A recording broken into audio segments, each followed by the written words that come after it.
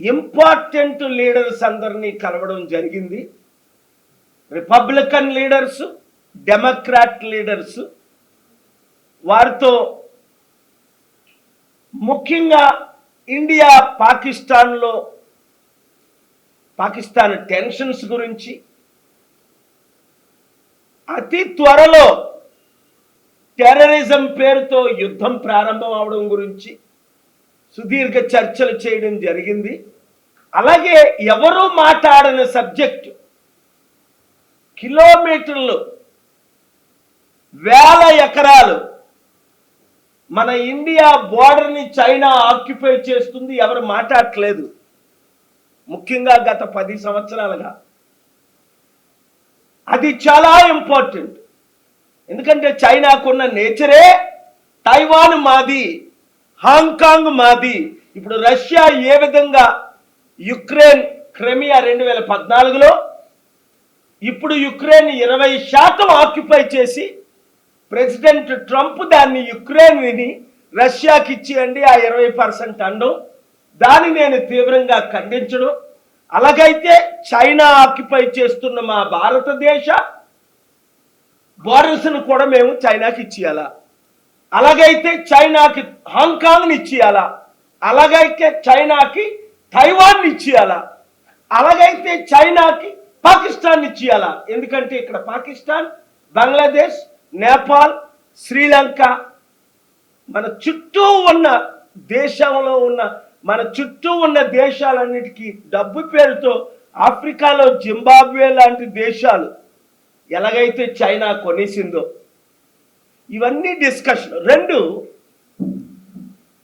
ఈ మధ్య జరిగిన ఘోరమైన హత్య ప్రవీణ్ పగడాల, దాని గురించి అమెరికన్ సెనేటర్స్, కాంగ్రెస్ మెన్ చర్చలకే, సెనెట్లోనే కాంగ్రెస్లోనే చర్చలు పెడదాం, మణిపూర్లో జరిగిన ఘటనలకు మీరు త్వరగా రండి అన్నారు. నేను త్వరలో వెళ్తున్నాను.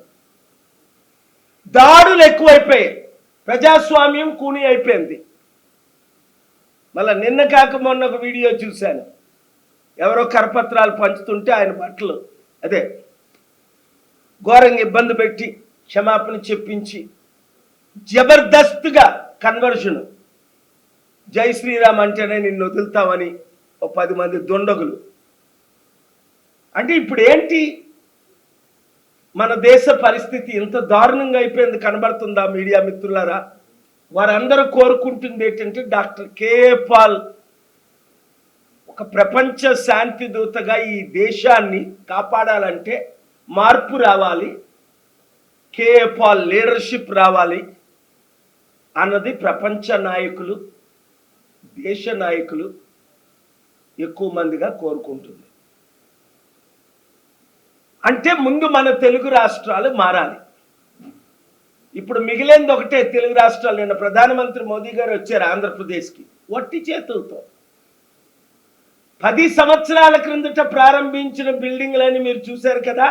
ఏమైనా ప్రాజెక్టులు ఏమైనా కంప్లీట్ అయ్యాయా?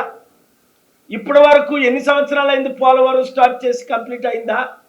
అమరావతి స్టార్ట్ చేసి కంప్లీట్ అయిందా? స్మార్ట్ సిటీలని 100 సిటీల పేరులో 13 సిటీలు మన ఆంధ్రప్రదేశ్కి, 10 సిటీలు తెలంగాణ అన్నారు. ఒక్క సిటీ అయినా కట్టారా? ప్రశ్నించిన వాళ్ళు జైల్లో పెడుతున్నారు, నోరిప్పిన వాళ్ళు నోరు మూయిస్తున్నారు. మనం ఇస్తున్న 2 తెలుగు రాష్ట్రాలు ఇస్తున్న డబ్బు ట్యాక్స్ రూపంలో 1,00,000 కోట్లు అయితే వారు మనకి అన్ని విధాలా తిరిగిస్తుంది 40,000 కోట్లు మాత్రమే. అదే గుజరాత్ 1,00,000 కోట్లు ఇస్తే 7 లక్షల కోట్లు గుజరాత్కి తిరిగిస్తున్నారు. ఈ సంగతి సాధారణ ప్రజలకు అర్థం అవట్లేదు. అందుకే మీడియా మిత్రులు నేను మాట్లాడుతున్న మీరు హైలైట్ చేసి చూపిస్తుంటే ప్రజల మనోనేత్రాలు తెరవబడుతున్నాయి. ఇక్కడున్న 2 తెలుగు రాష్ట్రాల్లో ఉన్న అన్ని పార్టీ నాయకులు మోదీకి తొత్తులే, ప్రశ్నించలేరు. లేదు అంటే ప్రశ్నిస్తే ఓటుకు నోటు కేసులో అక్కడ ముఖ్యమంత్రిని, ఇక్కడ ముఖ్యమంత్రిని ఇమీడియట్గా జైల్లో పెడతారు. లాలూ ప్రసాద్ని పెట్టినట్టే, జయలలితను పెట్టినట్టే, కేజ్రీవాల్ని పెట్టినట్టే, మమతా బెనర్జీ అనేక మంది ఎమ్మెల్యేలు ఎంపీలు పెట్టినట్టే ప్రశ్నించిన ప్రతి నాయకుడిని జైల్లో పెడతారనే భయంతో అక్కడ చంద్రబాబు నాయుడు, ఇక్కడ రేవంత్ రెడ్డి, కేసీఆర్, కేటీఆర్ ప్రశ్నించడమే మానేశారు. హైకమాండ్ ఆర్డర్స్ మోదీ గవర్నమెంట్ నుంచి ఏదొస్తే అవే ఫుల్ఫిల్ చేస్తున్నారు. ఒక విషయం మాత్రం నేను పిలుపునిస్తున్నాను మన రెండు తెలుగు రాష్ట్రాల తెలుగు ప్రజలకు.